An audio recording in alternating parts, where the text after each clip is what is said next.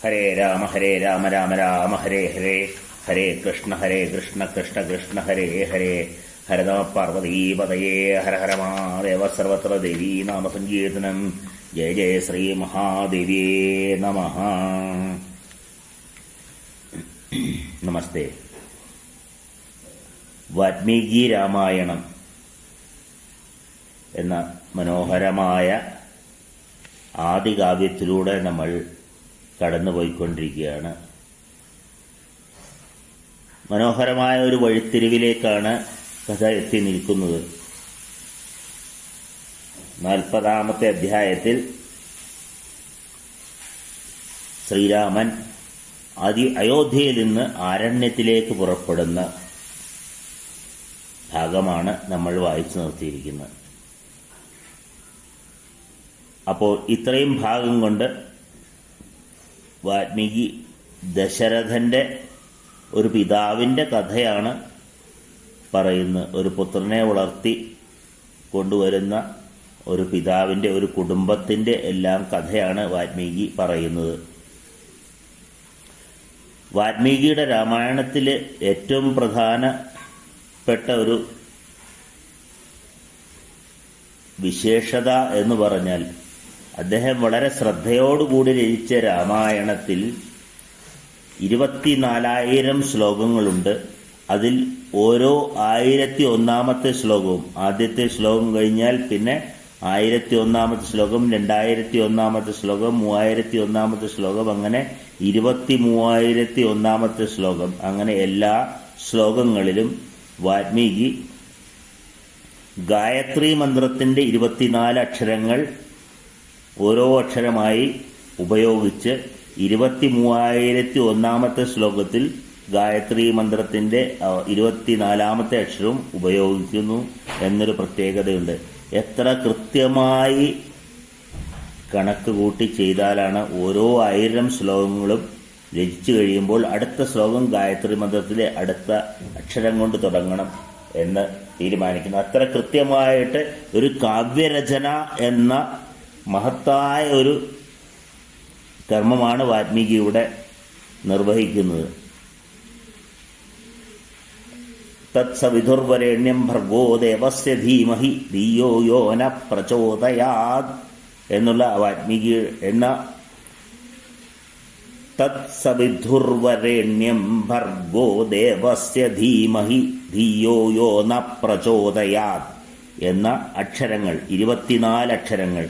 ഈ അക്ഷരങ്ങൾ ഓരോ 1001-ാമത്തെ ശ്ലോകത്തിലും ഉപയോഗിച്ചു. തത്സവിതുർവരേണ്യം, ആദ്യത്തെ അത് തുടങ്ങുന്നത് തന്നെ തപസ്വാധ്യായ നിരതം എന്ന് പറഞ്ഞുകൊണ്ടാണ്.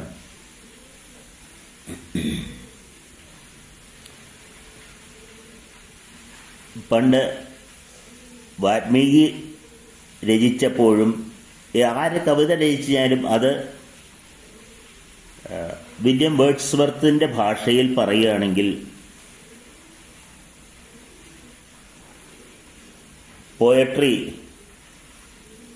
Poetry is spontaneous overflow of powerful emotions at tranquillity എന്ന് നമ്മൾ പഠിച്ചിട്ടുണ്ട്.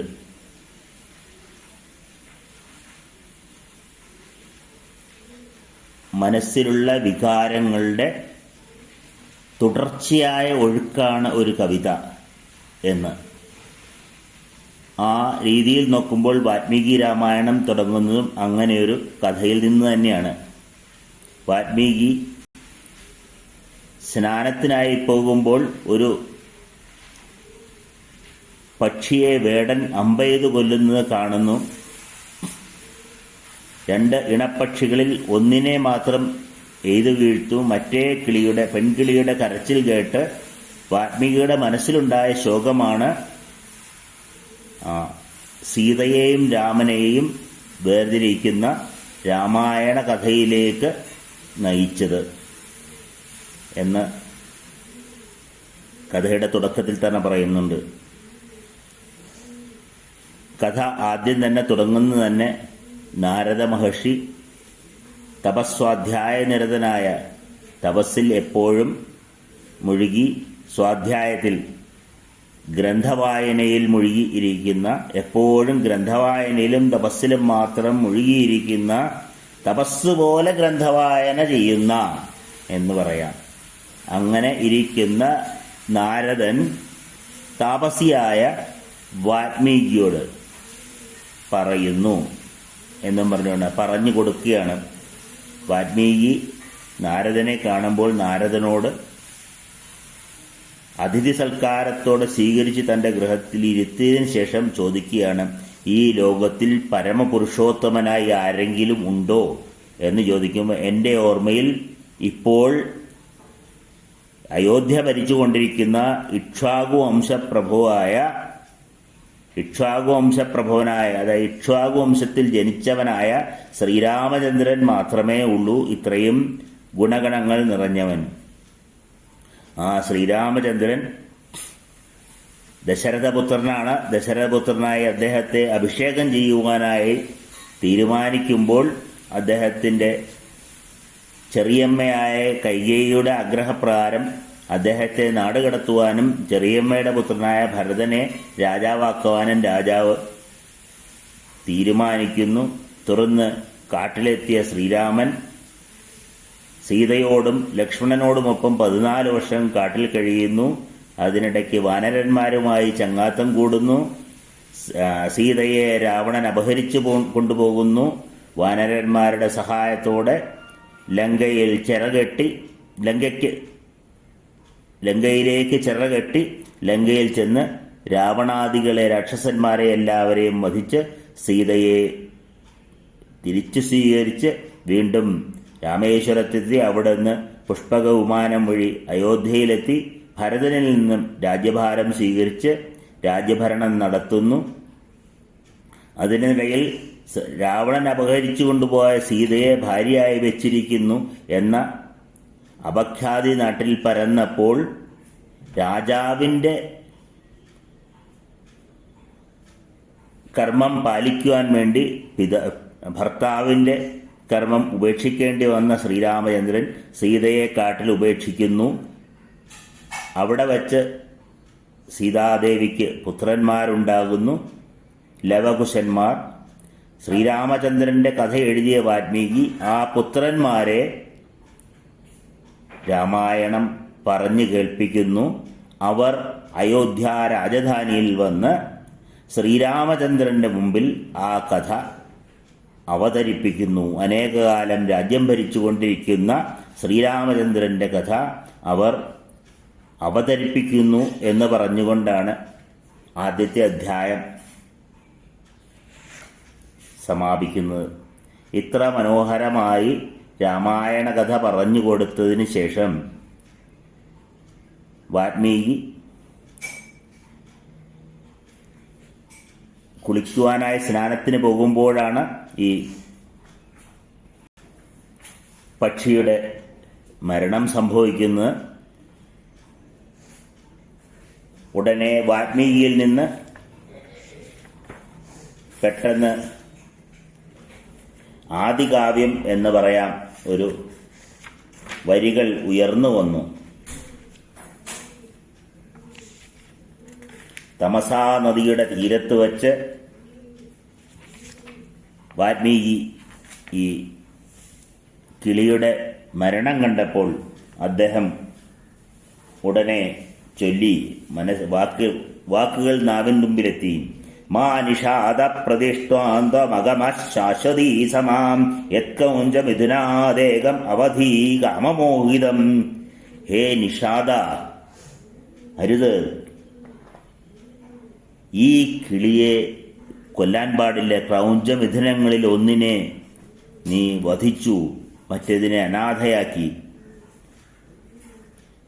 അതുകൊണ്ട് നിനക്കൊരിക്കലും ശുഭം സംഭവിക്കില്ല എന്ന് പറഞ്ഞ് ആ വേടനെ വാൽമീകി ശപിക്കുന്നു. പെട്ടെന്ന് വാൽമീകിക്ക് ബോധമുണ്ടായി, താനൊരു താപസനായി മാറിയിട്ടും തന്നിൽ കോപം എന്തുകൊണ്ട് ഉയർന്നു വന്നു. വാൽമീകിയുടെ മുമ്പിൽ ബ്രഹ്മാവ് പ്രത്യക്ഷപ്പെട്ടു പറയുകയാണ്, അങ്ങയ്ക്ക് ഇതേ രീതിയിൽ രാമായണം രചിക്കുവാൻ വേണ്ടി അങ്ങയിൽ പ്രലോഭനം ചെലുത്തുവാൻ വേണ്ടി ഞാൻ ഒരുക്കിയതാണ് ഈ ക്രൗഞ്ചപക്ഷികളുടെ മരണവും അങ്ങയുടെ ഈ ശ്ലോകവും എല്ലാം. അതുകൊണ്ട് അങ്ങ് വിഷമിക്കേണ്ടതില്ല. ഇതെല്ലാം ഞാൻ അങ്ങയ്ക്ക് മുമ്പിലൊരുക്കിയൊരു മായയായിരുന്നു. അതുകൊണ്ട് അങ്ങ് സമാധാനപൂർണമായി ആ രാമായണ രചനയിലേക്ക് കയറുക എന്ന് ബ്രഹ്മാവിൻ്റെ ഉപദേശത്തോടു കൂടിയാണ് വാൽമീകി രാമായണ കഥ രചിക്കാൻ തുടങ്ങുന്നത്. ഇത്രയും ഭാഗം വാൽമീകിയുടെ പറഞ്ഞു കഴിയുമ്പോൾ ഇനി രാമായണ കഥയിലേക്ക് പ്രവേശിക്കുമ്പോൾ അയോധ്യ എന്നൊരു നഗരി ഉണ്ടായിരുന്നു. യുദ്ധങ്ങളില്ലാത്ത നഗരി എന്നാണ് അയോധ്യ. യുദ്ധങ്ങളില്ലാത്ത ആ നഗരിയിൽ എങ്ങും സമാധാനം നിലനിന്നിരുന്നു. വളരെ വിസ്തൃതമായ വീഥികൾ, വഴിവിളക്കുകൾ രാത്രിയിൽ അലങ്കരിച്ചിരിക്കുന്ന വീഥികൾ അന്ന് കാലത്തുണ്ടായിരുന്നു. മനോഹരമായ കെട്ടിടങ്ങളിൽ ജനങ്ങൾ സുഖസമ്പത്തിയോടെ ജീവിച്ചു വന്നു. കൃഷിക്കാർ കൃഷി ചെയ്യുന്നു. വൈശ്യന്മാർ അത് എല്ലാവർക്കും ഒരുപോലെ വിതരണം ചെയ്യുന്നു. ക്ഷത്രിയർ രാജധർമ്മം പാലിച്ച് എല്ലാവരെയും പരിപാലിക്കുന്നു. ബ്രാഹ്മണർ വേണ്ട വിധത്തിൽ രാജാക്കന്മാർക്കും വൈശ്യന്മാർക്കും ഉപദേശം നൽകുന്നു. ഒപ്പം ക്ഷത്രിയനായ രാജാവ് രാജ്യത്തെ പരിപാലിച്ചുകൊണ്ട് എല്ലാവർക്കും കൃത്യമായ രീതിയിൽ ഭക്ഷണവും സൗകര്യങ്ങളും, പ്രത്യേകിച്ച് കർഷകരുടെ കയ്യിൽ നിന്ന് വൈശ്യർ വാങ്ങിക്കുന്ന ധനം കൃത്യമായി അതിന് വില കൊടുത്താണ് വാങ്ങുന്നത്. അതിൽ ഒരുപാട് വില കൂടാതെ ചെറിയ ലാഭമെടുത്താണ് അവർ തിരിച്ച് മറ്റു ക്ഷത്രിയർക്കും ബ്രാഹ്മണർക്കും മറ്റു ശൂദ്രന്മാർക്കും എല്ലാവർക്കും കൊടുക്കുന്നത് എന്ന് ഉറപ്പുവരുത്തുന്നു എന്ന് പറയുന്നു. ഇവിടെ ജാതി വ്യവസ്ഥയല്ല ഇവിടെ പറയുന്നത്. കൃഷി ചെയ്യുന്നവനെ ആണ് ശൂദ്രൻ എന്ന പദം കൊണ്ട് ഉദ്ദേശിച്ചത്. അല്ലാതെ ഇവിടെ കൃത്യമായി പറയുന്നുണ്ട്, ചെയ്യുന്ന കർമ്മം അനുസരിച്ചാണ് ഇവിടെ പറഞ്ഞിരിക്കുന്നത്. കൃഷി ചെയ്ത് ധനധാന്യങ്ങൾ ഉണ്ടാക്കുന്നവനെ, അവനെ ശൂദ്രൻ എന്ന പദം കൊണ്ടും, അത് കച്ചവടം ചെയ്ത് ചെറിയ രീതിയിൽ ലാഭമുണ്ടാക്കുന്നവനെ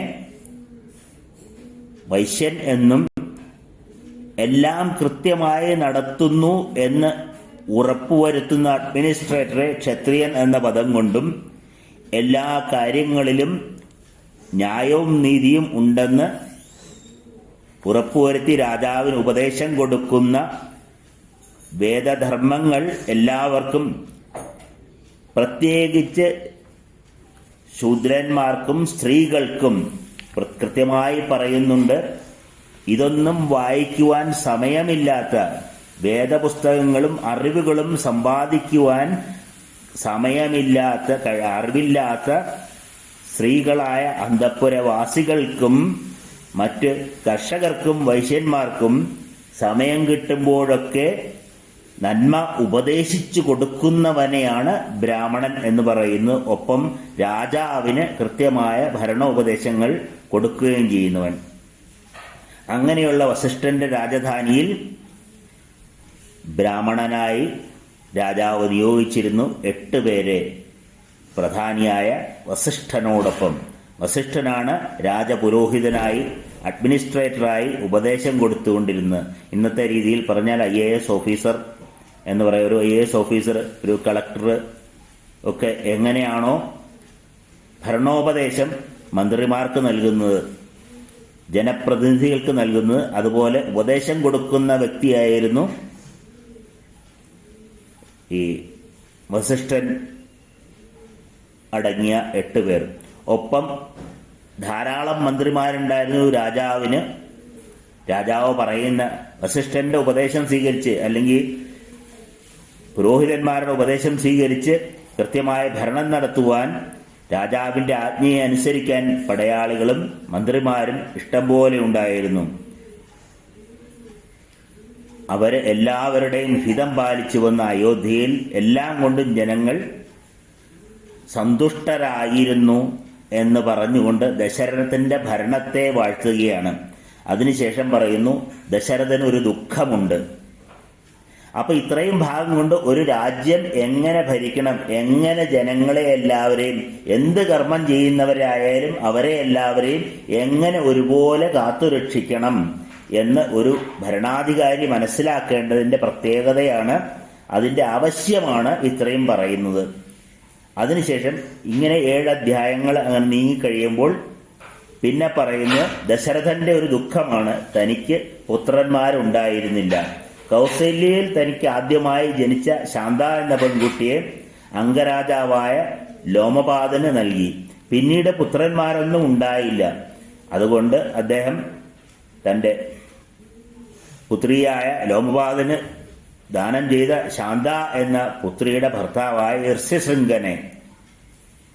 ഋഷ്യശൃംഗനെ വരുത്തുകയും അദ്ദേഹത്തെ കൊണ്ട് പുത്രകാമേഷ്ടിയാഗവും അശ്വമേധയാഗവും രാജ്യത്തിന്റെ രക്ഷയ്ക്കും പുത്രന്മാർക്ക് വേണ്ടിയും നടത്തുവാൻ തീരുമാനിച്ചു എന്ന് പറയുന്നു. പിതാവിന്റെ ദുഃഖമാണ് അവിടെ പറയുന്നത്. എല്ലാ ധനങ്ങളും എല്ലാ ഐശ്വര്യവും ഉണ്ടായിട്ടും പുത്രന്മാരില്ല എന്ന ദുഃഖത്തിലെഴുന്ന രാജാവിന് പുത്രന്മാരായി ജനിക്കുവാനായി ബ്രഹ്മാവിന്റെ പ്രാർത്ഥന സ്വീകരിച്ച് മഹാവിഷ്ണു രാവണവധത്തിനായി ദശരഥന് പുത്രന്മാരായി ജനിച്ചുകൊള്ളാം എന്ന് ബ്രഹ്മാവിനോട് പറയുന്നതായിട്ട് അവിടെ സമാപിക്കുന്നു. പിന്നെ ദശരഥന്റെ പുത്രകാമേഷ്ടിയാഗവും ഋഷിശൃംഗന്റെ വരവും എല്ലാം വിശദീകരിച്ച് ദശരഥന് ചൈത്രമാസത്തിൽ നവമി തിഥിയിൽ പുണർദം നക്ഷത്രത്തിൽ ശ്രീരാമചന്ദ്രൻ ജനിച്ചു. ശകവർഷമാണ് നമ്മുടെ ദേശീയ കലണ്ടർ, ശകവർഷമാണ്. ശകവർഷത്തിലെ ചൈത്രമാസം ആദ്യത്തെ മാസമാണ്. മാർച്ച് 21 തീയതിയാണ്. അത് പല സംസ്ഥാനങ്ങളും ഉഗാദി എന്ന പേരിൽ ആഘോഷിക്കുന്നു. മാർച്ച് 21 അല്ലെങ്കിൽ 23, 23 അതിനിടയ്ക്കായിട്ട് 21, 22, 23, 20, 25 ഇടയ്ക്കായിട്ടാണ് എപ്പോഴും ശകവർഷം ആരംഭിക്കുന്നത്. ആ സമയത്ത് ആരംഭിക്കുന്ന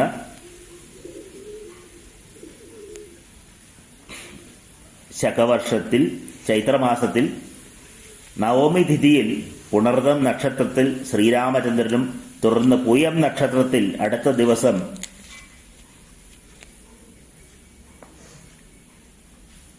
കൈകേയിക്ക് ഭരതനും തൊട്ടടുത്ത ദിവസത്തിൽ ആയില്യം നക്ഷത്രത്തിൽ ഭരതനും മകം നക്ഷത്രത്തിൽ ശത്രുഘ്നനും ജനിച്ചു എന്ന് പറയുന്നു. ദശരഥന് 3 ഭാര്യമാർ, കൗസല്യ, കൈകേയി, സുമിത്ര.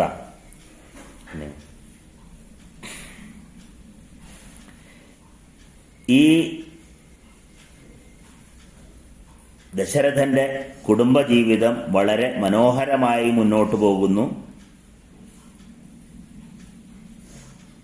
പുത്രന്മാരെ ലാളിച്ചും സ്നേഹപരിപാലനങ്ങളോടെ ഭാര്യമാരോടൊത്ത് സുഖമായി ജീവിക്കുന്നു. ഈ ദശരഥനായിട്ട് വേണം നമ്മൾ ഇനി കഥ മുമ്പോട്ട് കേൾക്കുവാൻ, ദശരഥന്റെ മരണം വരെ. അപ്പോൾ ഈ ദശരഥൻ എന്ന് പറഞ്ഞാൽ ആരാണ് എന്ന് പറഞ്ഞാൽ നമ്മുടെ ജ്ഞാനേന്ദ്രിയങ്ങളായ കണ്ണ്, ചെവി, മൂക്ക്, നാക്ക്, ത്വക്ക്, നമുക്ക് എന്തും മണക്കാൻ കഴിയുന്നു, എന്തും സ്വാദറിയുവാൻ കഴിയുന്നു, എന്തും കാണുവാൻ കഴിയുന്നു, എന്തും സ്പർശിക്കുവാൻ കഴിയുന്നു, എന്തും കേൾക്കുവാൻ കഴിയുന്നു. ഇങ്ങനെ നമുക്ക് അറിവ് പകർന്നു നൽകുന്ന ജ്ഞാനേന്ദ്രിയങ്ങൾ, ഒപ്പം നമ്മുടെ കർമ്മേന്ദ്രിയങ്ങൾ എന്തും വാരിക്കൂട്ടുവാനായിട്ടുള്ള കൈകൾ, എവിടെയും നടന്നെത്തുവാനുള്ള കാലുകൾ, എന്ത് വാക്കും ആരോടും പറയാനുള്ള നാവ്, എന്ത് കഴിച്ചാലും അതെല്ലാം പുറന്തള്ളിക്കളയാനുള്ള വിസർജനേന്ദ്രിയം, ഒപ്പം പ്രത്യുൽപാദനത്തിനു വേണ്ടിയുള്ള ജനനേന്ദ്രിയം. ഇങ്ങനെ 5 കർമ്മേന്ദ്രിയങ്ങളും, ഈ 5 ജ്ഞാനേന്ദ്രിയങ്ങളും 5 കർമ്മേന്ദ്രിയങ്ങളും ചേർന്ന് 10 ഇന്ദ്രിയങ്ങൾ നമുക്കുണ്ട്. ഇവയെല്ലാം ഓരോ രഥം പോലെ മനുഷ്യനെ വലിക്കുമ്പോൾ, നല്ലത് കാണുമ്പോൾ നല്ലതിലേക്ക് ചെല്ലുക, നല്ലത് കേൾക്കുമ്പോൾ അതിലേക്ക് ചെല്ലുക. എന്ത് കേട്ടാലും അത് നല്ലതാണെന്ന് ധരിച്ച്, നല്ലതാണോ ചീത്തയാണോ എന്നല്ല, എന്ത് കേട്ടാലും മനസ്സിനെ അതിലേക്ക് വലിക്കുക. അങ്ങനെ ഈ 10 രഥങ്ങളിൽ കാണുന്നതും കേൾക്കുന്നതും സ്പർശിക്കുന്നതും മണക്കുന്നതും എല്ലാം എല്ലാം രുചിക്കുന്നു, എല്ലാം മനോഹരമായി ചിന്തിച്ചുകൊണ്ട് അതിലേക്ക് പോകുന്നു. തെറ്റായ വാക്കുകൾ പറയുന്നു, തെറ്റായ ധനം കൈകൊണ്ട് വാരിക്കൂട്ടുന്നു, തെറ്റായ സ്ഥലത്തേക്ക് പാദങ്ങൾ നമ്മളെ കൂട്ടിക്കൊണ്ടുപോകുന്നു. അനാവശ്യമായി അമിതമായി ആഹാരം കഴിച്ച് വിസർജനേന്ദ്രിയത്തിനും കേടുപാടുകൾ വരുത്തുന്നു. ഒപ്പം തെറ്റായ രീതിയിൽ കാമാസക്തി കൊണ്ട് പ്രാപിച്ച് തെറ്റായ വഴിയിലൂടെ സഞ്ചരിക്കുന്നു. ഇങ്ങനെ നമ്മളെ തെറ്റായ വഴിയിലൂടെ നയിക്കുന്ന 10 രഥങ്ങൾ, അവയെ നിയന്ത്രിക്കുവാനുള്ള മനസ്സ് നിയന്ത്രിച്ചില്ലെങ്കിൽ ഈ 10 രഥങ്ങളോടൊപ്പം നമ്മൾ സഞ്ചരിക്കും എന്നാണ് ദശരഥൻ എന്ന വാക്കുകൊണ്ട് അവിടെ കവി ഉദ്ദേശിക്കുന്നത്. ഈ കഥയായിട്ട് കേട്ട് ദശരഥൻ എന്നൊരു രാജാവ് ഉണ്ടായിരുന്നു. അദ്ദേഹത്തിന് 3 ഭാര്യമാരുണ്ടായിരുന്നു. അദ്ദേഹത്തിന് 4 മക്കളുണ്ടായിരുന്നു എന്ന രീതിയിൽ കേട്ട് കഴിഞ്ഞാൽ രാമനാണോ മൂത്തത്, ഭരതനാണോ മൂത്തത് എന്നുള്ള ചിന്തയല്ല നമുക്ക് വേണ്ട. ഈ കഥയിൽ എന്തോ ഒരു സത്യമുണ്ടെന്നല്ല, നമ്മളിൽ ആ കഥ ചേർക്കുമ്പോൾ എങ്ങനെയായിരിക്കണം നമ്മൾ ജീവിക്കേണ്ടത്, എങ്ങനെ ആയിരിക്കരുത് എന്ന് വളരെ കൃത്യമായി പറയുന്ന ഗ്രന്ഥമാണ് രാമായണം. അങ്ങനെ നോക്കുമ്പോൾ കൗസല്യ എന്ന ഭാര്യ നമ്മുടെ ക്രിയാശക്തിയെ സൂചിപ്പിക്കുന്നതാണ്. നമ്മുടെ ക്രിയാശക്തിയാണ് കൗസല്യ. എന്ത് കാര്യങ്ങളും കൃത്യമായി ഓട് നടന്ന് ചെയ്യുന്ന കൗസല്യ. പക്ഷേ അതിലും മീതെ എപ്പോഴും ദശരഥന്റെ ഇച്ഛാശക്തിയായിരിക്കും എന്നത് വളരെ കൃത്യമായി പറയുന്നു ദശരഥന്റെ ഏറ്റവും പ്രിയപ്പെട്ട ഭാര്യയായ കൈകേയി ഇച്ഛാശക്തിയാണ്. എന്നാൽ വളരെ കുറച്ച് മാത്രം സംസാരിക്കുന്ന, രാമായണം മുഴുവൻ വായിച്ചാലും വളരെ കുറച്ച് മാത്രം വാക്കുകൾ പറയുന്ന സുമിത്രയാണ് ജ്ഞാനശക്തി. ഒരു മനുഷ്യന് എപ്പോഴും ജ്ഞാനശക്തി ഉയർന്നിരുന്നാൽ, ജ്ഞാനശക്തി കൊണ്ട് അവൻ ക്രിയകൾ ചെയ്തു കഴിഞ്ഞാൽ, ആ ക്രിയകൾ കൊണ്ട് ഇച്ഛാശക്തിയെ പുഷ്ടിപ്പെടുത്തി ഇച്ഛാശക്തിയെ നിയന്ത്രിച്ച് ജീവിച്ചാൽ, ഏറ്റവും കുറവായിട്ട് നമുക്ക് സ്നേഹം ഉണ്ടാവേണ്ട ഇച്ഛാശക്തിയോടാണ്. അതിൽ കൂടുതൽ നമ്മുടെ കർമ്മത്തോടാണ്, ക്രിയാശക്തിയോട്. അതിൽ കൂടുതൽ നമ്മൾ ഗ്രന്ഥപാരായണങ്ങളിലൂടെ അറിവ് സമ്പാദിക്കുകയാണ് വേണ്ടത്. അങ്ങനെയാകുമ്പോൾ നമ്മുടെ ബുദ്ധി പ്രകാശിക്കും. ബുദ്ധി പ്രകാശിക്കുമ്പോൾ നമുക്ക് ശക്തി വന്നു ചേരും. അതിന് നമുക്ക് ഭക്തി വേണം. ശ്രദ്ധയാണ് ഭക്തി എന്ന് പറഞ്ഞാൽ. ശ്രദ്ധ വേണം. മറ്റൊരു കാര്യത്തിലും താല്പര്യമില്ലാതെ വിരക്തി വേണം.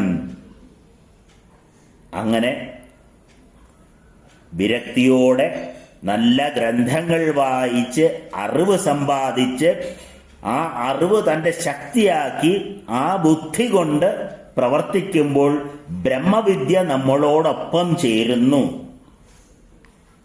എന്നതാണ്. ശ്രീരാമൻ എന്ന ബുദ്ധിയും, ഭരതൻ എന്ന ഭക്തിയും, ലക്ഷ്മണൻ എന്ന ശക്തിയും, ശത്രുഘ്നൻ എന്ന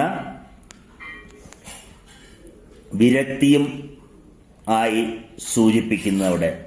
ആ ഭക്തി, വിരക്തി ഇവ കൊണ്ട് ധ്യാനിക്കുമ്പോഴാണ് ബുദ്ധിയിൽ നമുക്ക് ബ്രഹ്മവിദ്യ, അറിവ് വരുന്നത്. അതായിരിക്കണം നമ്മുടെ ശക്തി.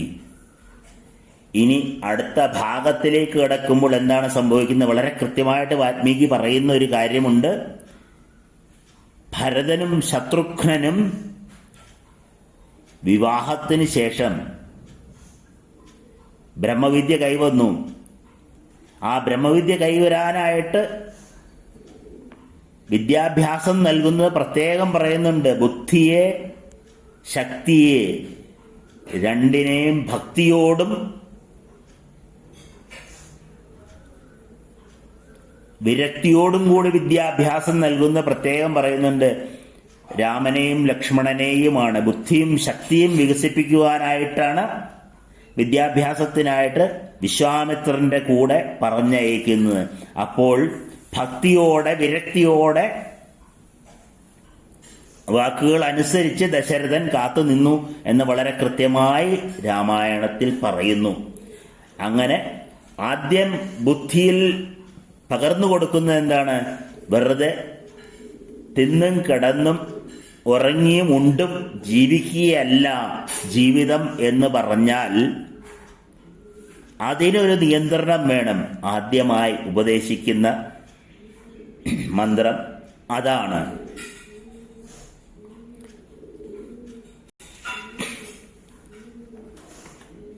രാമനും ലക്ഷ്മണനും വിശപ്പും മന്ത്രവും അടക്കാനുള്ള വിദ്യ ആദ്യം തന്നെ ബ്രഹ്മർഷി വിശ്വാമിത്രൻ, ബ്രഹ്മത്തെ അറിഞ്ഞ വിശ്വത്തിന്റെ മിത്രൻ, ലോകം നല്ല രീതിയിൽ നടക്കുവാൻ ലോകത്തിന്റെ മിത്രമായിട്ടിരിക്കുന്നവനാണ് ഗുരുനാഥൻ. അങ്ങനെ വിശ്വത്തിന്റെ മിത്രമായ ഗുരുനാഥനായ വിശ്വാമിത്രൻ വളരെ വളരെ ആലോചിച്ചാണ് വാൽമീകി ഓരോ പേരുകളും കൊടുത്തിരിക്കുന്നത്. അത്രയ്ക്ക് വെറുതെ എഴുതിയ ഗ്രന്ഥമല്ല രാമായണം. അത്രയ്ക്ക് ആലോചിച്ച് ഒരു കവിയുടെ സമ്പൂർണമായ കഴിവുകളെല്ലാം പ്രദർശിപ്പിച്ചുകൊണ്ട് എഴുതിയ ഗ്രന്ഥമാണ്. അങ്ങനെ ആ വിദ്യാഭ്യാസത്തിന്റെ ആദ്യപടിയായി വിശപ്പും ദാഹവും ഇല്ലാതെയും അതിനെ നിയന്ത്രിച്ചും കഴിയാം എന്ന് മന്ത്രത്താൽ ഉപദേശിച്ചു കൊടുക്കുന്നു എന്ന് പറഞ്ഞാൽ അവർക്ക് പറഞ്ഞു കൊടുത്തു. അതുമാത്രമല്ല ജീവിതം. എന്നിട്ട് തന്നിലുള്ള കാമവാസനകളെ നിയന്ത്രിക്കണം എന്ന് പറഞ്ഞുകൊണ്ട് രാത്രിയിൽ കാമദേശത്ത് അവർ അന്തിയുറങ്ങി. പിറ്റേ ദിവസം രാവിലെ താടകെ, കാമമോഹിനിയായ താടക എന്ന് പ്രത്യേകം പറയുന്നുണ്ട്, കാമത്തെ അവിടെ വധിക്കുന്നു. തന്നെ മോഹിപ്പിക്കുന്ന കാമമോഹിനിയായ താടക എന്ന അസുര സ്ത്രീയെ വധിക്കുന്നു. എന്നാൽ പൂർണ്ണമായും കാമത്തെ ഒഴിവാക്കാൻ കഴിയുന്നില്ല എന്നവിടെ സൂചിപ്പിക്കുന്നുണ്ട്. മാരീചൻ രക്ഷപ്പെടുന്നു എന്ന് പറഞ്ഞുകൊണ്ട് പൂർണ്ണമായി കാമത്തിൽ നിന്ന് മോചനം നേടുവാൻ ഒരാൾക്കും സാധ്യമല്ല, സാധാരണ ഒരാൾക്ക് സാധ്യമല്ല എന്നവിടെ സൂചിപ്പിച്ചു വയ്ക്കുന്നു. മാരീചൻ എന്നാൽ രക്ഷപ്പെടുന്നു. സുബാഹുവിനെയും താടകയെയും എല്ലാം വധിച്ച് അതിനുശേഷം ബ്രഹ്മവിദ്യാമന്ത്രങ്ങൾ ശക്തി പകർന്നു കൊടുക്കുന്നു. ശ്രീരാമചന്ദ്രൻ ബുദ്ധിയിലേക്ക് ശക്തിയെ പകർന്നു കൊടുക്കുന്നു. ക്ഷത്രിയനായി യുദ്ധം ചെയ്യേണ്ടുന്ന ആവശ്യങ്ങൾ പറഞ്ഞുകൊടുത്ത് തൻ്റെ മുന്നിൽ നിർത്തിക്കൊണ്ട് തന്നെ പറഞ്ഞുകൊടുത്ത് മറ്റ് രാക്ഷസന്മാരുമായി യുദ്ധം ചെയ്ത് അവരെ തോൽപ്പിച്ച് പ്രാക്ടിക്കൽ എക്സ്പീരിയൻസ് എന്ന് പറയാം, അതവിടെ കൊടുക്കുന്നു. അങ്ങനെയാണ് വിദ്യാഭ്യാസം കൊടുത്തത്.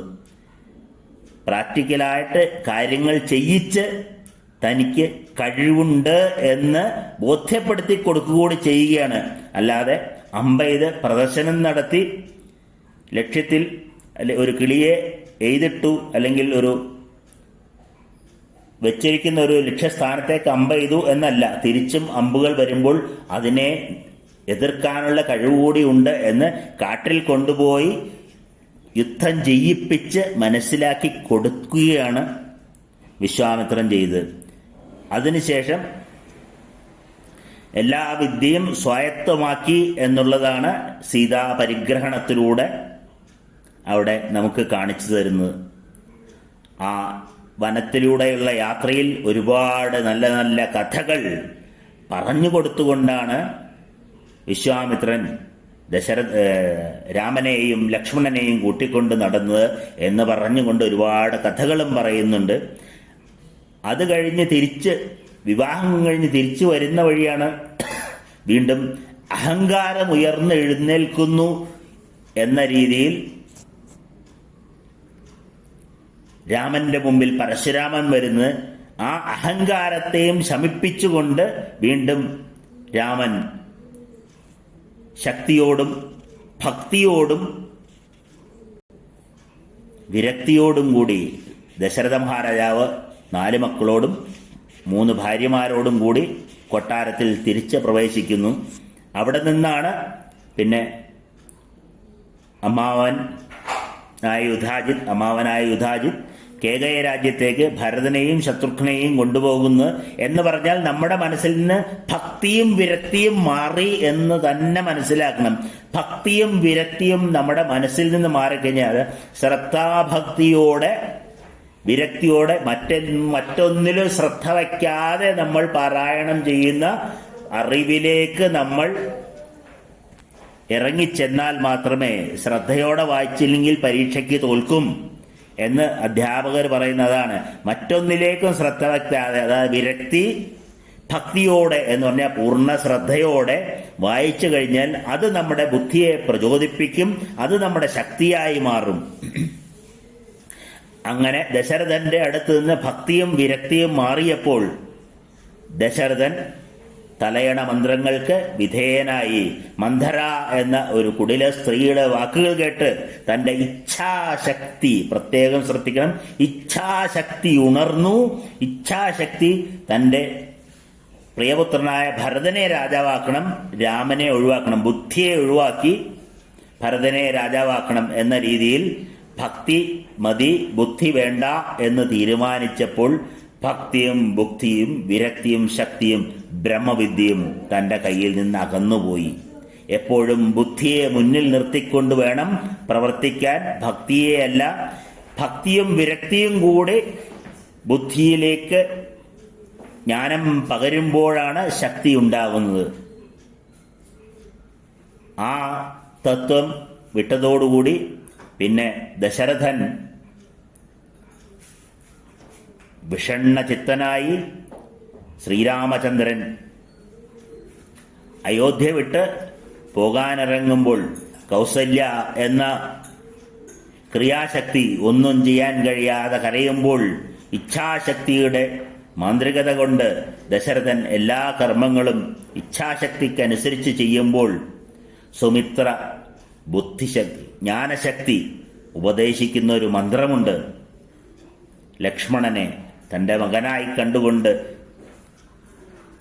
പറയുകയാണ്, മകനെ, ഇനി നീ വനത്തിലേക്ക് ലക്ഷ്മണനോ രാമനോടും സീതയോടുമൊപ്പം പോകുമ്പോൾ തെറ്റായ യാതൊന്നും പ്രവൃത്തിയും നിന്നിൽ നിന്നുണ്ടാവരുത്.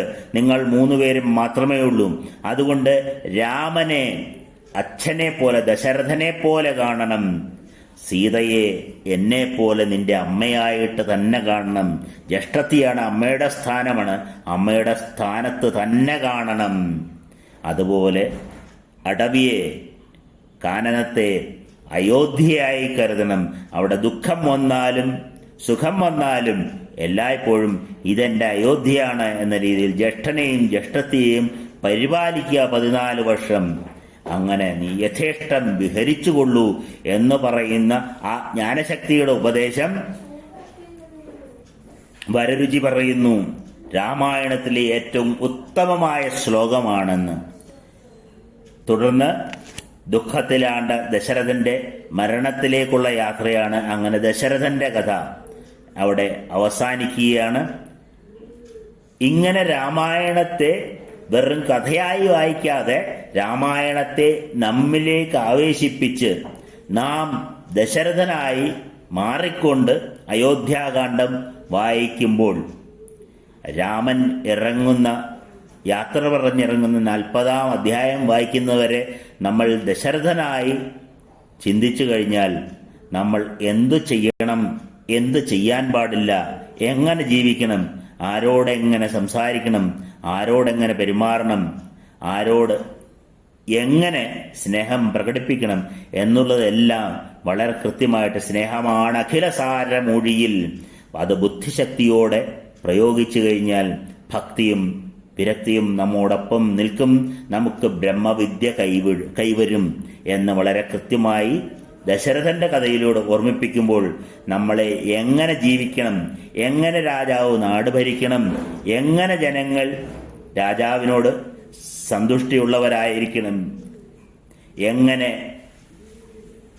നാനാ വിഭാഗങ്ങളിലുള്ള ജനങ്ങളെ നീതിയുടെ ചട്ടക്കൂടിനുള്ളിൽ കൊണ്ടുവരാൻ കഴിവുള്ള പുരോഹിതനായിരിക്കണം, കഴിവുള്ള അഡ്മിനിസ്ട്രേറ്റീവ് ഓഫീസർ ആയിരിക്കണം എന്ന് വസിഷ്ഠനിലൂടെ കാണിച്ചു തരുന്ന, ദശരഥനിലൂടെ ജീവിതം കാണിച്ചു തരുന്ന, രാമനിലൂടെ ബുദ്ധിയെ കാണിച്ചു തരുന്ന, അങ്ങനെ ഓരോരുത്തരിലെയും കഥാപാത്രങ്ങളെ നമ്മുടെ ഉള്ളിൽ തന്നെയുള്ള ഓരോ രൂപങ്ങളായിട്ട് അവരാര് തെറ്റ് ചെയ്തോ ആ തെറ്റ് നമ്മൾ ചെയ്യരുത് എന്ന രീതിയിൽ കാണുമ്പോൾ, രാമായണത്തിൽ തന്നെ പറയുന്നുണ്ട്, ശ്രീരാമചന്ദ്രനുടെ ബുദ്ധി തെറ്റായി പ്രവർത്തിക്കുമ്പോൾ ബ്രഹ്മവിദ്യ ഉപദേശം കൊടുക്കുന്ന ഒരു ഭാഗമുണ്ട്.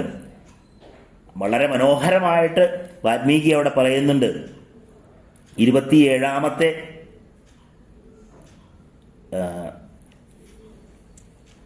സർഗത്തില്,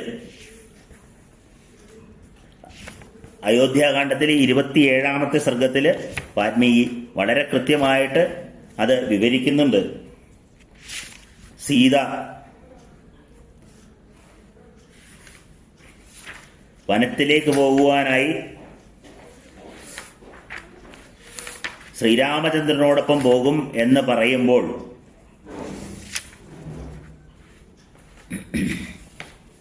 ശ്രീരാമൻ പറയുന്നു, വേണ്ട, വനത്തിൽ ഒരുപാട് ബുദ്ധിമുട്ടുകളുണ്ട്. ബുദ്ധിമുട്ടുകളെല്ലാം പറഞ്ഞു മനസ്സിലാക്കുന്നു. ദുഷ്ടമൃഗങ്ങളുണ്ട്, പാമ്പുകളുണ്ട്, മഴ പെയ്താൽ കയറി നിൽക്കാനുള്ള സ്ഥലമില്ല, അങ്ങനെ ഒരുപാട് പരിമിതികളുണ്ട് വനത്തിൽ. പിന്നെ കാട്ടാളന്മാരുണ്ടാവും, പലരും ആക്രമിച്ചെന്ന് വരും, രാക്ഷസന്മാരുണ്ടാവും. അതിൽ നിന്നൊന്നും രക്ഷപ്പെടുവാൻ 16 വയസ്സുകാരനായ ഒരു ബാലന് സീതയെ രക്ഷിക്കാൻ പറ്റുമോ എന്നുള്ള പേടിയുണ്ട്. അതുകൊണ്ട് ആ മനസ്സിലെ ഭയം സീതയോട് ഇവിടെ തന്നെ നിൽക്കുവാനായിട്ട് ഉപദേശിക്കുമ്പോൾ സീത പറയുന്നുണ്ട്, എത്ര ഭീരുവാണ് നിങ്ങൾ! ഇപ്പോൾ നിങ്ങൾ കൗസല്യ മാതാവിനോട് പറഞ്ഞത്, അമ്മ നിങ്ങളോടൊപ്പം വരാമെന്ന് പറഞ്ഞപ്പോൾ പറഞ്ഞത് ഇവിടെ നിൽക്കണം, ഭർത്താവിനെ ശുശ്രൂഷിക്കുകയാണ് നിങ്ങളുടെ ധർമ്മം എന്ന് പറഞ്ഞ് അമ്മയെ ഒഴിവാക്കി അതേ നിങ്ങൾ എൻ്റെ അടുത്ത് വന്നപ്പോൾ വാക്ക് മാറ്റി പറയുന്നു, ഇവിടെ നിന്ന് അച്ഛനെയും അമ്മയെയും ശുശ്രൂഷിക്കലാണ് നിന്റെ കടമയെന്ന്. ഒരു ഭാര്യയ്ക്ക് ഭർത്താവല്ലാതെ മറ്റൊരു ആശ്രയമില്ല. പിതാവ്, മാതാവ്, ഭ്രാതാവ്, പുത്രൻ എല്ലാവരും ഉണ്ടെങ്കിലും ഭാര്യയ്ക്ക് എപ്പോഴും ഭർത്തൃഭാഗ്യം ഭാര്യ പ്രാപ്നോതി പുരുഷർഷഭ, ഭർത്തൃഭാഗ്യമാണ് ഏറ്റവും മികച്ച ഭാഗ്യം. അതുകൊണ്ട് ഭാര്യ ഭർത്താവിനോടൊപ്പം തന്നെ നിൽക്കണം. അങ്ങ് വനത്തിലേക്ക് നടക്കുകയാണെങ്കിൽ അങ്ങയുടെ മുമ്പിൽ ഞാൻ ഉണ്ടാകും എന്ന് ബ്രഹ്മവിദ്യ ബുദ്ധിയെ ഉപദേശിക്കുന്ന ഭാഗം വളരെ കൃത്യമായി വാൽമീകി പറഞ്ഞു വയ്ക്കുന്നു. ബുദ്ധിയെ ഉപദേശിക്കുന്നതും ബുദ്ധിയെ നിയന്ത്രിക്കുന്നതും നമ്മുടെ അറിവാണ്. ആ അറിവ് സമ്പാദനത്തിനാണ് നമ്മൾ ഗ്രന്ഥങ്ങൾ വായിക്കേണ്ടത്. അല്ലാതെ നമ്മളുടെ അന്ധവിശ്വാസങ്ങളെ വളർത്തുവാൻ വേണ്ടിയല്ല. മനസ്സിൽ നമ്മളെ നയിക്കുന്ന നമ്മുടെ ബുദ്ധിയായി ശ്രീരാമചന്ദ്രനെ കരുതുക. ആ ശ്രീരാമചന്ദ്രനാണ് നമ്മുടെ ബുദ്ധി എന്ന് കരുതുക. അല്ലാതെ വൈകുണ്ഠത്തിലോ കൈലാസത്തിലോ തീർത്ഥസ്നാനങ്ങളിലോ ഇരിക്കുന്നവനല്ല ശ്രീരാമചന്ദ്രൻ. നമ്മുടെ ഉള്ളിൽ തന്നെ നമ്മെ നിയന്ത്രിക്കുന്ന, നമ്മെ വഴി കാണിച്ചു തരുന്ന ബുദ്ധിയാണ് ശ്രീരാമചന്ദ്രൻ. ആ ശ്രീരാമചന്ദ്രനെ നമ്മൾ പൂജിക്കണമെങ്കിൽ നമ്മൾ അറിവ് സമ്പാദിക്കണം. ഗ്രന്ഥപാരായണത്തിലൂടെ അറിവ് സമ്പാദിക്കണം. അതാണ് രാമായണ പാരായണം എന്ന ഒരു മാസത്തെ രാമായണ മാസ ആചരണം കൊണ്ട് ഉദ്ദേശിക്കുന്നത്. അല്ലാതെ ശ്രീരാമചന്ദ്രനെ പൂജിക്കുക എന്നുള്ളതല്ല. ശ്രീരാമചന്ദ്രനെ പൂജിക്കേണ്ടത് തൻ്റെ ഉള്ളിൽ തന്നെയുള്ള ബുദ്ധിയെയാണ്. ആ ബുദ്ധിയാണ് ശ്രീരാമചന്ദ്രൻ. ആ ബുദ്ധിയെ വികസിപ്പിക്കുവാനായി നല്ല ഗ്രന്ഥങ്ങൾ വായിക്കുക. അത് ശ്രദ്ധയോടുകൂടി വായിക്കുക. ഭക്തിയോടുകൂടി വായിക്കുക. ശ്രദ്ധയോടുകൂടി വായിക്കും. മറ്റൊരു കാര്യത്തിലേക്കും ശ്രദ്ധ തിരിക്കാതെ വിരക്തിയോടുകൂടി വായിക്കുക. ശത്രുഘ്നനെ പോലെ മനസ്സിനെ നിയന്ത്രിച്ച്, ഭരതനെ പോലെ ശ്രദ്ധിച്ച് ബുദ്ധിയിലേക്ക് ബ്രഹ്മവിദ്യ പകരുമ്പോൾ ശക്തി സ്വയം വന്നു ചേരുന്നു. രാമായണത്തിനൊടുവിൽ കാണാം, സീതയെ പരിത്യജിച്ച ശ്രീരാമചന്ദ്രനിൽ നിന്ന് ശക്തിയും അകലുന്നു. അത് നമുക്ക് പിന്നീട് കാണാവുന്നതാണ്. ഇപ്പോൾ പറഞ്ഞിടത്തോളം ഭാഗം കൊണ്ട് വളരെ കൃത്യമായി പറയുന്നുണ്ട്. നമ്മുടെ ഏറ്റവും വലിയ ശക്തി എന്ന് പറഞ്ഞാൽ വിദ്യയാണ് എന്നാണ് പറയുന്നത്. ആ വിദ്യ വേണ്ടത് ബുദ്ധിയിലാണ്. ആ വിദ്യയും ബുദ്ധിയും ചേർന്നതാണ് നമ്മുടെ ശക്തി. ശക്തി നമ്മുടെ മുന്നിൽ നടക്കും. നമ്മുടെ ബുദ്ധിക്ക് മുന്നിൽ ബ്രഹ്മവിദ്യ ഉണ്ടെങ്കിൽ, വനവാസത്തിന് പോകുമ്പോൾ ശ്രീരാമചന്ദ്രന്റെ മുന്നിൽ സീതയാണ്, സീതയുടെ മുന്നിൽ ലക്ഷ്മണനാണ്. ശക്തി മുന്നിൽ നടക്കും, അതിനു മുന്നിൽ അറിവോടുകൂടി ബുദ്ധി സഞ്ചരിക്കും എന്ന് വളരെ കൃത്യമായി വാൽമീകി മഹർഷി പറയുന്നു. അദ്ദേഹത്തിൻ്റെ കവിത, രാമായണ കവിതയ്ക്കും അത് അലങ്കരിച്ചിരിക്കുന്ന ഗായത്രി മന്ത്രത്തിനും നമസ്കാരം പറഞ്ഞുകൊണ്ട് തുടർന്നുള്ള ഭാഗങ്ങളിലേക്ക് പോകുമ്പോൾ ഇതുപോലെ നമ്മൾ ഓരോ കഥാപാത്രത്തെയും നമ്മുടെ ഉള്ളിൽ തന്നെ കണക്കാക്കി നമ്മളിലെ ഓരോ സ്വഭാവമാണ് ഇവിടെ വർണ്ണിക്കുന്നത്. ഞാൻ രാമനാകണം, ഞാൻ രാമനെ പോലെ എൻ്റെ ബുദ്ധിയെ വളർത്തണം, ഞാൻ ലക്ഷ്മണനാകണം, ശക്തി എന്നിൽ ലക്ഷ്മണനോടെ ഉണ്ടാകണം, എനിക്ക് ബ്രഹ്മവിദ്യ സ്വായത്തമാക്കണം, സീത എൻ്റെ ഉള്ളിൽ തന്നെ ഉണ്ടായിരിക്കണം, ഞാൻ രാവണനാകാൻ പാടില്ല. എത്രയും പഠിച്ചു കഴിഞ്ഞാലും 10 തലയുള്ളവനായാലും എത്ര അറിവുള്ളവനായാലും അഹങ്കാരം വന്നു കഴിഞ്ഞാൽ എല്ലാം നശിപ്പിക്കും. കുടുംബവും രാഷ്ട്രവും എല്ലാം നശിക്കും അഹങ്കാരം കൊണ്ട്, 10 തലയുള്ളവനായാലും എന്ന് പറയുന്ന ആ രാമായണം എഴുതിയ വാൽമീകിയെയും ആ രാമായണത്തിന്റെ മഹത്വത്തെയും ഒരിക്കൽ കൂടി വാഴ്ത്തുന്നു. കുജന്തം രാമരാമേതി മധുരം മധുരാക്ഷരം ആരുഹ്യ കവിതാശാഖാം വന്ദേ വാൽമീകി കോകിലം. ഹരേ രാമ രാമ രാമ ഹരേ ഹരേ, ഹരേ കൃഷ്ണ കൃഷ്ണ കൃഷ്ണ ഹരേ ഹരേ, ഹര നമ പാർവതീപതയേ, ഹര ഹര മഹാദേവ. സർവത്ര ദേവീ നാമ സങ്കീർത്തനം. ജയ ജയ ശ്രീ മഹാദേവ്യേ നമഃ.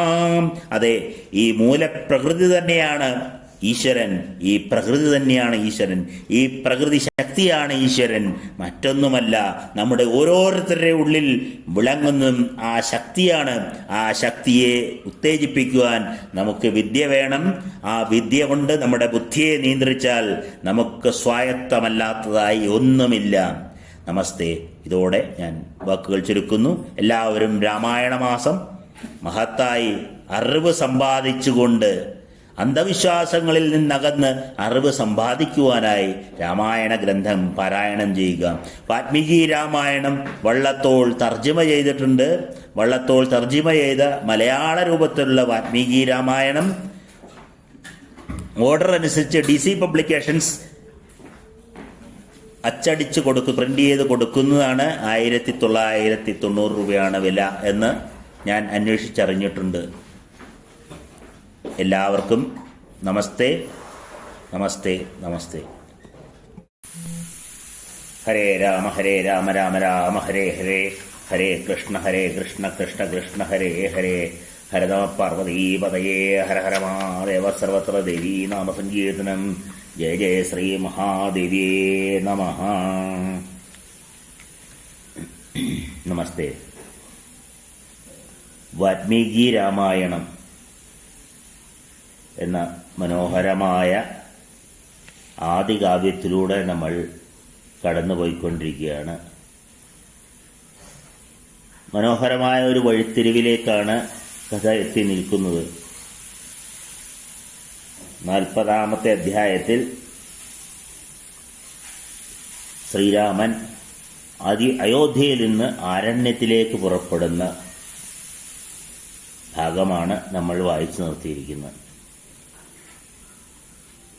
അപ്പോൾ ഇത്രയും ഭാഗം കൊണ്ട് വാൽമീകി ദശരഥന്റെ ഒരു പിതാവിൻ്റെ കഥയാണ് പറയുന്നത്. ഒരു പുത്രനെ വളർത്തി കൊണ്ടുവരുന്ന ഒരു പിതാവിൻ്റെ, ഒരു കുടുംബത്തിൻ്റെ എല്ലാം കഥയാണ് വാൽമീകി പറയുന്നത്.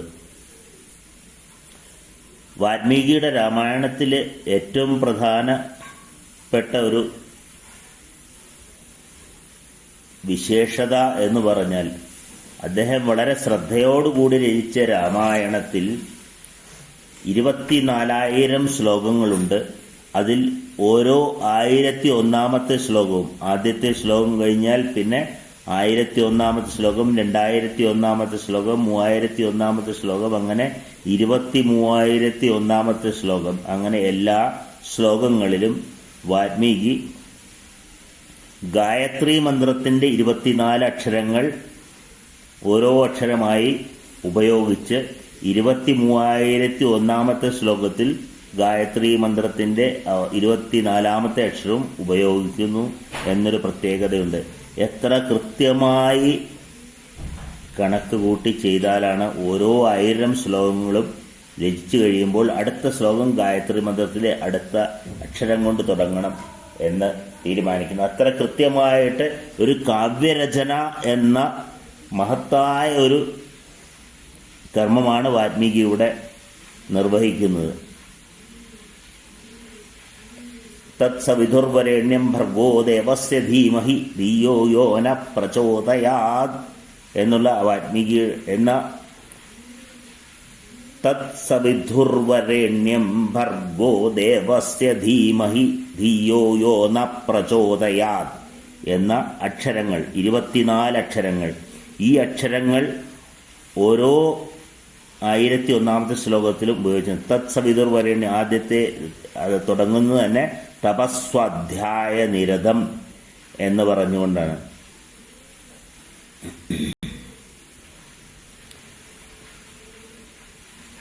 പണ്ട് വാൽമീകി രചിച്ചപ്പോഴും ആര് കവിത രചിച്ചാലും അത്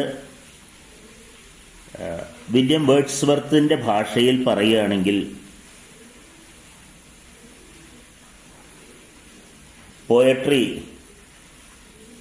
പോയട്രി ഈസ്